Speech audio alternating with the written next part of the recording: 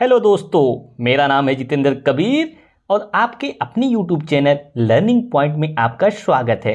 दोस्तों, आज की इस वीडियो में हम मैथ पेडागोजी को पढ़ने वाले हैं, जिसमें हम गणित शिक्षण अधिगम सामग्री के सेकंड लेक्चर को आज देखेंगे। तो चलिए शुरू करते हैं। सबसे पहले हम भिन्न के किट को देखेंगे, जिसे अंग्रेजी में फ्रैक्शन किट कहते हैं। तो ये जो भिन्न का किट होता है, इसका प्रयोग भिन्नों की सामान्य अवधारणा से परिचय कराने में किया जाता है, जैसे भिन्नों का योग, किसी विशिष्ट इकाई का आधा भाग, चौथाई भाग। इन सब सारी चीज़ों को समझाने के लिए फ्रैक्शन किट का इस्तेमाल होता है। मतलब फ्रैक्शन किट एक प्रकार का गणित शिक्षण अधिगम सामग्री है, जिसके द्वारा हम जो भिन्नों के जनरल कॉन्सेप्ट होते हैं, जैसे एक का कॉन्सेप्ट हुआ, या फिर 1/2 का हुआ, या फिर 1/3, इन सारी चीज़ों के बारे में हम फ्रैक्शन किट के द्वारा बड़े आसानी से समझा सकते हैं। तो आइए आपको इमेज के द्वारा और भी चीज़ों को एकदम क्लियर कर देते हैं। जैसे मान लीजिए आपको एक के कॉन्सेप्ट को दिखाना है, तो आप देखिए एक गोला है, इसको एक के कॉन्सेप्ट को इससे डिनोट हो रहा है। अगर मान लीजिए आधे की संकल्पना को दिखाना है, तो इस गोले को 2 भागों में बांट दीजिए। तो पहले तो एक गोला था, इसको हमने 2 भागों में डिवाइड कर दिया, तो 2/2, मतलब अब ये आधे की संकल्पना को दिखाएगा। जैसे देखिए 1/2 को ये डिनोट कर रहा है। अगर मान लीजिए इसी को हम 4 भागों में डिवाइड कर दें, तो फिर ये जितने पार्ट हैं ये 1/4 हो जाएंगे, क्योंकि पहले 1 था, इसको 4 भागों में बांट दिए, तो अब ये 1/4 हो गया, कि मतलब 1 के 4 हिस्से किए गए हैं। उसी तरीके से अगर मान लीजिए इसी गोले को हम 10 भागों में बांट दें ऐसे, तो ये सारे गोले 1/10, 1/10, 1/10 को डिनोट करने लगेंगे। तो फ्रैक्शन किट वह गणित शिक्षण अधिगम सामग्री है, जिसके द्वारा हम भिन्न के योग, मतलब जैसे 1/2 है प्लस 1/2 है, मतलब आधा आधा जोड़ा जाए तो कितना हो जाएगा, बराबर 1, मतलब भिन्नों के योग को सिखाते हैं। साथ ही किसी विशिष्ट इकाई का आधा भाग, मतलब आधे भाग को भी फ्रैक्शन किट के द्वारा दिखाया जा सकता है। चौथाई भाग, मतलब 1 का जो चौथाई भाग होता है 1/4, उसको भी दिखाया जा सकता है। तो बढ़ते हैं आगे। अगला जो हमारा गणित शिक्षण अधिगम सामग्री है, वो है डाइस ब्लॉक। डाइस ब्लॉक सामान्य गणितीय संक्रिया को सिखाने में इसका प्रयोग किया जाता है। जो आपके सामान्य गणितीय संक्रिया होते हैं, जैसे जोड़ हुआ, घटाना हुआ, गुणा हुआ, ये जो सामान्य गणितीय संक्रिया हैं, इनको सिखाने के लिए डाइस ब्लॉक का इस्तेमाल किया जाता है। तो आप इस चीज़ को याद रखिएगा। तो आइए आपको बताते हैं कि कैसे डाइस ब्लॉक के द्वारा जोड़, घटाना या गुणा की प्रक्रिया को किया जाता है। तो देखिए आपके सामने एक इमेज है, जिसमें ये जो इमेज दिखाया जा रहा है, यही आपके डाइस ब्लॉक हैं। ठीक है, इसमें जो एक छोटा सा एक ब्लॉक है, ये एक की संकल्पना को दर्शाता है, इससे इकाई को डिनोट किया जाता है। और जहाँ पे छोटे छोटे जो है 10 क्यूब को मिला के एक रॉड बना दिया गया है, मतलब इसमें 10 है, तो इसमें आपका दहाई की संकल्पना को दिखाया जा रहा है। उसी प्रकार से इन छोटे छोटे क्यूब्स से 100 क्यूब्स से मिला के एक आयताकार आकृति को जो बनाया गया है, इससे सैकड़ा की संकल्पना को दिखाया जाता है। और उसी प्रकार ये जो बड़ा सा क्यूब वाला दिख रहा है, इसमें 1000 क्यूबों का इस्तेमाल किया गया है, ये 1000 की संकल्पना को दिखाता है। तो मान लीजिए अगर किसी संख्या को लिखना है, किसी संख्या को दिखाना है, जोड़, घटाना, गुणा, भाग की प्रक्रिया को संपन्न करना है, तो आइए आपको बताते हैं कि कैसे किया जाता है। देखिए अगर मान लीजिए हमें कोई संख्या 8 लिखना है, तो 8 लिखने के 8 छोटे छोटे क्यूब रख दिए। 8 मतलब अभी इकाई के स्थान पर आ गया। उसके बाद दहाई में हमें मतलब 2 को दिखाना है, तो चूंकि ये दहाई पे है, तो ये 2 20 की संकल्पना को डिनोट करेगा, तो इसलिए 10-10 के 2 रॉड रख दिए, तो ये 20 की संकल्पना को दिखाने लगे। और साथ ही यहाँ पे अगर हमें 400 की संकल्पना को दिखाना है, तो 100-100 के 4 जो है हम क्यूब के सेट्स को रख देंगे तो ये 400 की संकल्पना को दिखाने लगेगा। तो ये 400 + 20 + 8 मतलब बराबर आपका हो जाएगा कितना, 428। इसी प्रकार से यहाँ पर भी देखिए, अगर हमें 890 की संकल्पना को दिखाना है तो 0 है, तो 0 में एक कुछ भी नहीं है, कोई क्यूब नहीं रखा गया है। 9 वाले में तो 10-10 के 9 सेट को रखा गया तो ये 90 हो गया। और यहाँ पे 100-100 वाले के 8 सेट को रखा गया है तो 800 हो गया। तो आपका 800 + 90 बराबर कितना हो गया, 890। तो आप समझ गए होंगे कि डाइस ब्लॉक में किस प्रकार से प्रक्रिया होती है। क्योंकि इसमें ऐसा प्रश्न पूछा नहीं है आज तक कभी, लेकिन फिर भी आप इसमें जो सबसे मेन चीज़ इंपॉर्टेंट है जो आपको याद रखना है कि डाइस ब्लॉक का प्रयोग जो सामान्य गणितीय संक्रियाएं हैं, जोड़ घटाना गुणा आदि के लिए होता है। तो पढ़ते हैं आगे। अगला जो हमारा गणित शिक्षण अधिगम सामग्री है वो है डॉट पेपर। इसके देखिए कई नाम हैं। पहला है डॉट पेपर, दूसरा है बिंदु शीट और तीसरा है डॉट पटल। तो आप तीनों नामों को याद रखिएगा क्योंकि परीक्षा में कोई भी नाम आ सकता है। तो ये जो डॉट पेपर होता है इसका प्रयोग विभिन्न प्रकार के ठोस आकृतियों को बनाने में होता है। जैसे ज्यामिति की सममित आकृतियों को पहचानने में इसका प्रयोग किया जाता है, साथ ही परावर्तन की अवधारणा को समझने में किया जाता है। तो आइए इसको इमेज से एकदम क्लियर कर देते हैं। ये जो आपका डॉट पेपर है इससे दो चीज़ों का कॉन्सेप्ट क्लियर होता है। पहली तो ज्यामिति जो आकृतियाँ होती हैं उनका जो है सममिति की अवधारणा को समझने में इससे सहायता मिलती है, और दूसरा जो है ज्यामिति आकृतियों के परावर्तन की अवधारणा को समझने में मदद मिलता है। तो अगर परीक्षा में प्रश्न आता है कि आपका ये जो डॉट पेपर है इसका इस्तेमाल कहाँ होता है, तो सममिति की अवधारणा समझने में और परावर्तन की अवधारणा समझने में।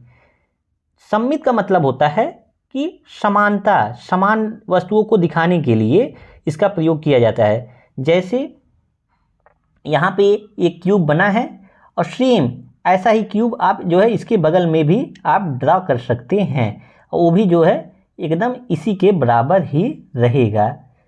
तो इसके द्वारा आप सममिति और परावर्तन की अवधारणा को दिखा सकते हैं, ऐसे बना सकते हैं। साथ ही इसके द्वारा परावर्तन की भी अवधारणा को समझा सकते हैं, और इसके द्वारा आप 3D आकृतियों को भी बना सकते हैं।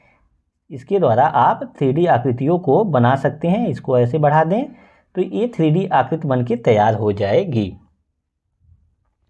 तो यहाँ से आपका कॉन्सेप्ट क्लियर हो गया होगा कि ये जो डॉट पेपर होता है इसका प्रयोग जो ठोस आकृतियाँ हैं, जो 3D आकृतियाँ हैं उनको बनाने में किया जाता है, और साथ में जो ज्यामिति आकृतियों की सममित होती हैं, जो सममित ज्यामिति आकृतियाँ होती हैं उनको पहचानने में होता है, और साथ में परावर्तन की अवधारणा को समझने में होता है। तो तीन चीज़ें यहाँ से आपको याद रखना है। बढ़ते हैं अगले गणित शिक्षण अधिगम सामग्री पे। ये है ग्राफ पेपर। ग्राफ पेपर को आलेख पेपर भी कहा जाता है, और इसका प्रयोग 2D आकृतियों के क्षेत्रफल का अनुमान लगाने में किया जाता है, और साथ ही क्षेत्रफलों की तुलना करने में इसका प्रयोग किया जाता है।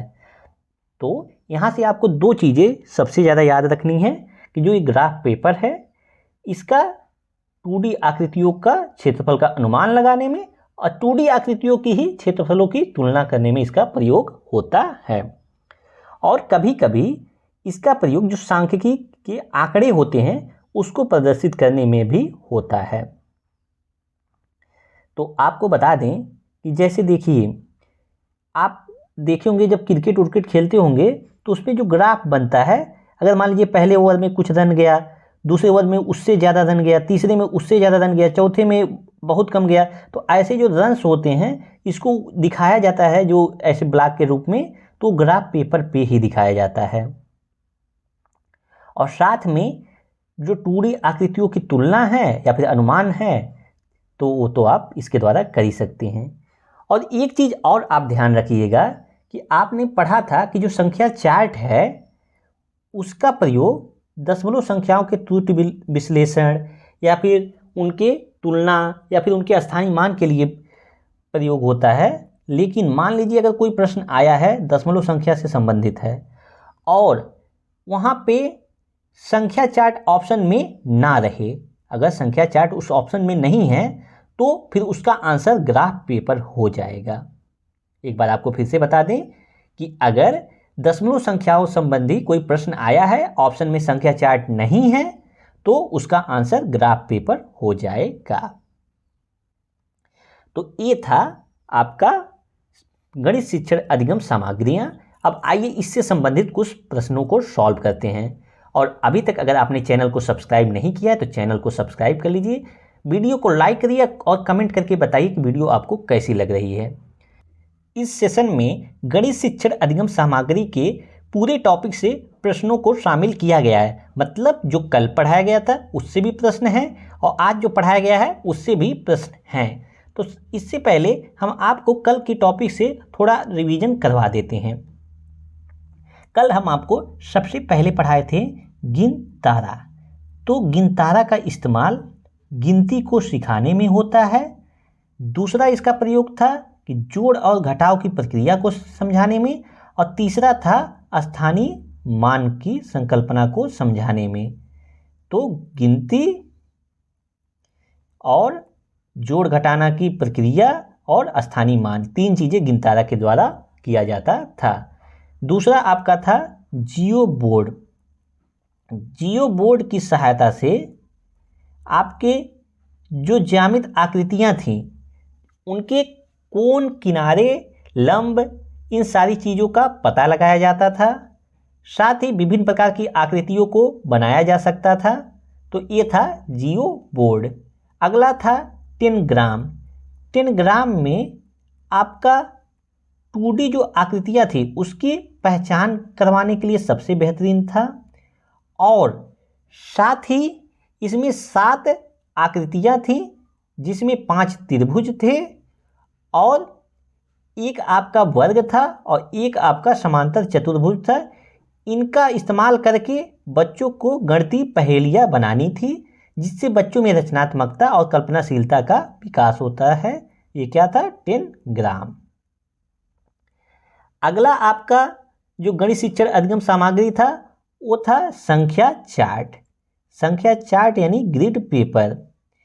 इसकी सहायता से आपके जो दशमलव संख्याएं थीं उनका त्रुटि विश्लेषण और साथ ही दशमलव संख्याओं की तुलना करने में और दशमलव संख्याओं के स्थानीय मान की संकल्पना को समझाने में संख्या चार्ट यानी ग्रिड पेपर का इस्तेमाल होता है।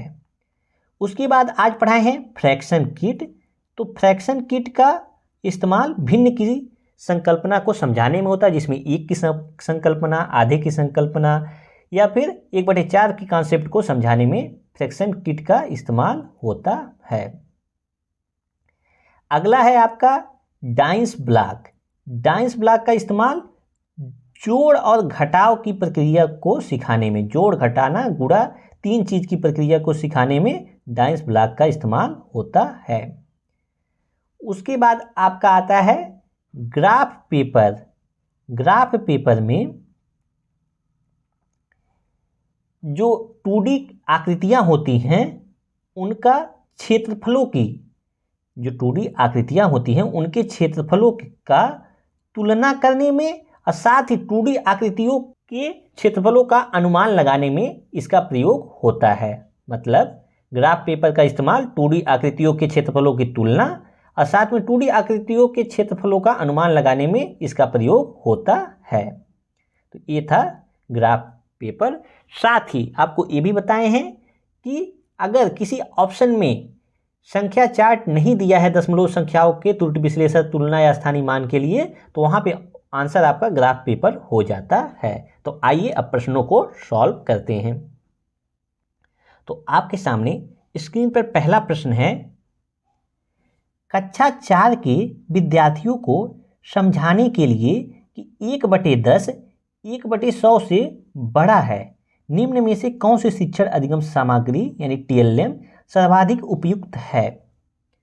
तो आपको कक्षा 4 के विद्यार्थियों को यह समझाना है कि जो 1/10 है यह 1/100 से बड़ा है, 1/100 से बड़ा है, यह आपको समझाना है। तो आप क्या डाइस ब्लॉक का इस्तेमाल करेंगे, या फिर संख्या चार्ट का इस्तेमाल करेंगे, या फिर गिनतारा का इस्तेमाल करेंगे, या फिर 10x10 की वर्गीकृत ग्रिड का इस्तेमाल करेंगे।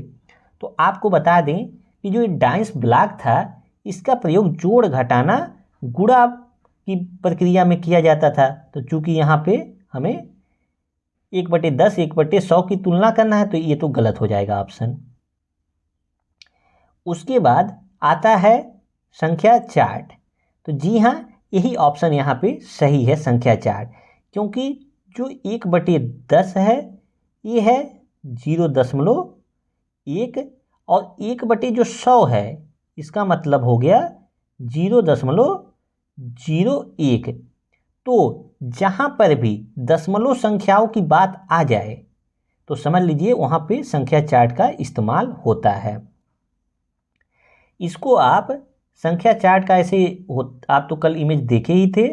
संख्या चार्ट के द्वारा आप यह दिखा सकते हैं कि जो 0.1 है और 0.01, तो यहाँ पे आप जो 0.01 वाली लाइन है यहाँ पे आप 0 को बढ़ा देंगे अगर तो ये 10 हो जाएगा और नीचे ये 1 है, तो ऑटोमेटिक बच्चों को ये दिखने लगेगा कि ये जो आपका 0.1 वाला था मतलब 1/10 यही बड़ा है। तो इस प्रकार से आप संख्या चार्ट के द्वारा इस क्वेश्चन को कक्षा 4 के विद्यार्थियों को समझा सकते हैं। बाकी गिनतारा का तो आपको पता ही है कि इसका प्रयोग जोड़ और घटाना की प्रक्रिया गिनती सिखाने में और स्थानीय मान की संकल्पना में। और यहाँ पे जो वर्गीकृत ग्रिड है, अगर यहाँ 10x10 ना दिया होता तो ये भी ऑप्शन सही हो सकता था, लेकिन इससे बेहतर ऑप्शन जब हमारे पास अवेलेबल है संख्या 4 तो इसके बारे में सोचने की कोई ज़रूरत ही नहीं है। तो यहाँ पे क्वेश्चन नंबर 1 के लिए ऑप्शन नंबर बी सही है। बढ़ते हैं क्वेश्चन नंबर 2 पे। क्वेश्चन नंबर 2 है आपके सामने स्क्रीन पर। कक्षा 4 में सममित और परावर्तन की ज्यामितीय संकल्पनाओं की वृद्धि के लिए निम्न में से कौन से व्यवहार कौशलों उपकरणों की आवश्यकता है। मतलब आपको जो कक्षा 4 के विद्यार्थी हैं उनको सममित और परावर्तन की ज्यामितीय संकल्पना को समझाना है। तो अभी आपको एकदम मैं चिल्ला कर बताया हूँ कि जहाँ पर भी सममित और परावर्तन की अवधारणा को समझाने की बात आ जाए तो समझ लीजिए वहाँ पर बिंदु शीट यानी डॉट पेपर का इस्तेमाल होता है। तो क्वेश्चन नंबर 2 के लिए ऑप्शन नंबर बी सही है। और बाकी जो मोतियों की माला होती है इसका इस्तेमाल गिनती को सिखाने में और जोड़ घटाव की प्रक्रिया के लिए होता है। गिनतारा का तो आपको पता है, द्विमुखी पटल का तो पता ही है। बढ़ते हैं आगे। अगला क्वेश्चन है 2 दशमलव संख्याओं के, ये क्वेश्चन नंबर 3 है। 2 दशमलव संख्याओं के योग की संकल्पना को पढ़ाने के लिए निम्नलिखित में से शिक्षण अधिगम सामग्री का कौन सा साधन सर्वाधिक उपयुक्त है। तो देखिए दशमलव संख्याओं के योग की संकल्पना को पढ़ाना है आपको और इन चारों में से बताना है कि कौन सा शिक्षण अधिगम सामग्री सबसे उपयुक्त रहेगा दशमलव संख्याओं के योग की संकल्पना को समझाने के लिए। तो ऑप्शन नंबर 1 है जियो बोर्ड, ऑप्शन नंबर 1 है जियो बोर्ड, ऑप्शन नंबर 2 है मोतियों की माला, ऑप्शन नंबर सी है graph paper, option number D है गिनतारा। तो अभी आपको हमने बताया था कि जहाँ पर भी दशमलव संख्याओं के बात आ जाए, चाहे योग की बात आए, चाहे संकल्पना की बात आए, चाहे जो भी आए, तो सबसे बेहतरीन वहाँ पे संख्या चार्ट होता है। लेकिन अगर आपका संख्या चार्ट ऑप्शन में नहीं है तो आप ग्राफ पेपर की तरफ भी जा सकते हैं। तो यहाँ पे क्वेश्चन नंबर, इस क्वेश्चन के लिए ग्राफ पेपर आंसर हो जाएगा दशमलव संख्याओं की योग की संकल्पना को समझाने के लिए। ऐसा इसलिए क्योंकि यहाँ पे संख्या चार्ट ऑप्शन में नहीं है। तो इस क्वेश्चन के लिए आपका ऑप्शन नंबर सी सही है। बढ़ते हैं आगे क्वेश्चन नंबर 4 पे। क्वेश्चन नंबर 4 है, दिए हुए आयत और समांतर चतुर्भुज का क्षेत्रफल समान है। मतलब कोई आयत दिया गया है और कोई समांतर चतुर्भुज दिया गया है और इन दोनों का क्षेत्रफल बराबर है।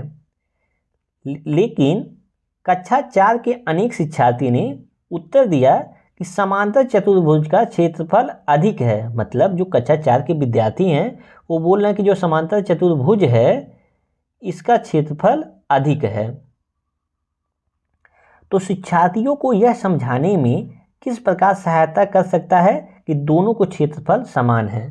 तो मतलब आपको यह समझाना है शिक्षार्थियों को कि दोनों का जो क्षेत्रफल है वो बराबर है। तो आप इन चारों ऑप्शंस में से किसका प्रयोग करेंगे। तो आइए ऑप्शंस को देखते हैं। ऑप्शन नंबर ए है कागज को मोड़ने के प्रयोग से।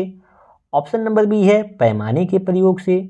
ऑप्शन नंबर सी है जियो बोर्ड के प्रयोग से। ऑप्शन नंबर डी है आलेख या ग्राफ पेपर के प्रयोग से।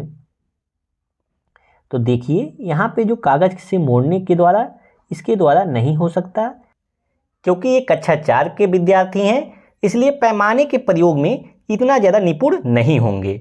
जियो बोर्ड का तो प्रयोग ज्यामित आकृतियों के कोण किनारों आदि के लिए होता है, तो ये भी ऑप्शन गलत हो जाएगा। और अभी आपको बताया गया है कि कहीं पर भी आपका जो 2D आकृति हैं उनके तुलना की बात आ जाए, क्षेत्रफल की तुलना की बात आ जाए या फिर क्षेत्रफलों के अनुमान की बात आ जाए 2D आकृतियों के, तो वहाँ पे ऑप्शन आपका आलेख पेपर या फिर ग्राफ पेपर आंसर हो जाता है। तो चूंकि आयत भी 2D है, समांतर चतुर्भुज भी आपका 2 डायमेंशनल आकृति है, इसलिए यहाँ पे इनकी तुलना के लिए आलेख पेपर इसका आंसर हो जाएगा। तो क्वेश्चन नंबर 4 के लिए ऑप्शन नंबर डी सही है। बढ़ते हैं अगले क्वेश्चन पे। Question number 5। क्वेश्चन नंबर 5 है, कक्षा 2 के शिक्षार्थियों को सरल आकृतियों उसके लंब किनारे से परिचय कराने में सबसे उत्तम उपकरण है। तो अभी आपको हमने बताया है कि कहीं पर भी किसी भी आकृतियों के लंब किनारे कोण इनका परिचय कराना है तो उसके लिए सबसे आसान है जियो बोर्ड। कल आपने इसको देखा भी था कि वहाँ पे रबड़ लगा के आप उसके लंब किनारे कोण को छूकर बच्चे बड़े आराम से देखकर समझ जाते थे, जियो बोर्ड की सहायता थे। तो क्वेश्चन नंबर 5 के लिए ऑप्शन नंबर बी यहाँ पे सही है। तो बस आज की वीडियो में इतना ही। वीडियो कैसी लगी कमेंट करके ज़रूर बताइए। अगर चैनल पे नए हैं तो चैनल को सब्सक्राइब कर लीजिए, साथ में चैनल को अपने दोस्तों के साथ शेयर करना बिल्कुल ना भूलें। तो आज की वीडियो में इतना ही। इस वीडियो को देखने के लिए आपका बहुत बहुत धन्यवाद।